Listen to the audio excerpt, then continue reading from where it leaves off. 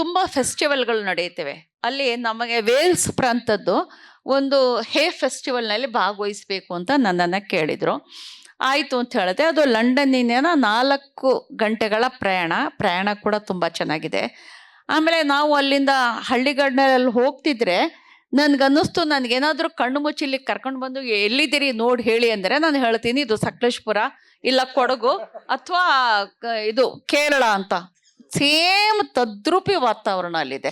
ಅದೇ ರೀತಿ ಬೆಟ್ಟಗುಡ್ಡಗಳು, ಅದೇ ರೀತಿ ಒಂದು ರೀತಿಯಲ್ಲಿ ಪ್ಲಾಂಟೇಶನ್ಗಳು, ಹಸುಗಳು, ಕರುಗಳು ಎಲ್ಲ ಮೇಯ್ತಿರೋದು, ಮತ್ತು ತಣ್ಣನೆ ವಾತಾವರಣ, ತಂಪಿಂದು ಎಲ್ಲ ಅದೇ ಥರ ಇತ್ತು. ಅಲ್ಲಿ ಒಂದು ಪುಟ್ಟ ಗ್ರಾಮ, ಅದು ದೊಡ್ಡ ಗ್ರಾಮ ಏನೂ ಅಲ್ಲ, ಪುಟ್ಟ ಗ್ರಾಮ.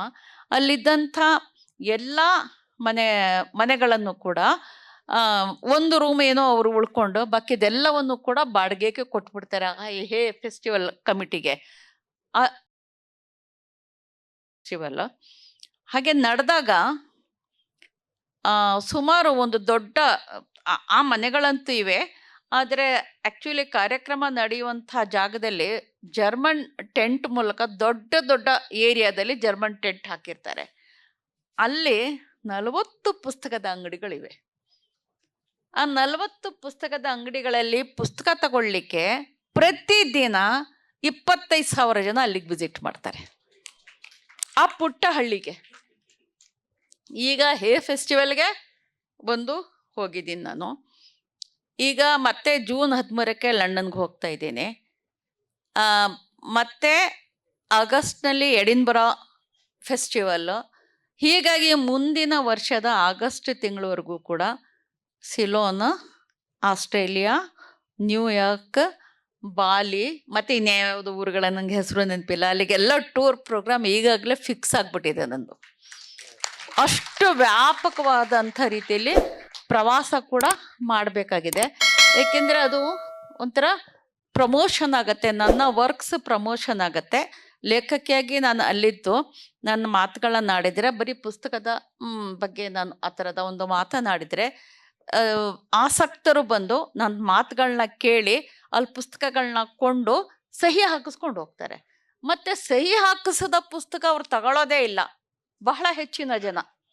ಆಮೇಲೆ 3-4 ಪುಸ್ತಕ ತಗೊಳ್ತಾರೆ. ಇದು ನನ್ನ ಅಮ್ಮನಿಗೆ, ನನ್ನ ಅಕ್ಕನಿಗೆ, ನನ್ನ ಹೆಂಡತಿಗೆ ಸೈನ್ ಮಾಡಿಕೊಡಿ, ಇಂಥ ಹೆಸರು ಬರೆದು ಸೈನ್ ಮಾಡಿಕೊಡಿ ಅಂತ.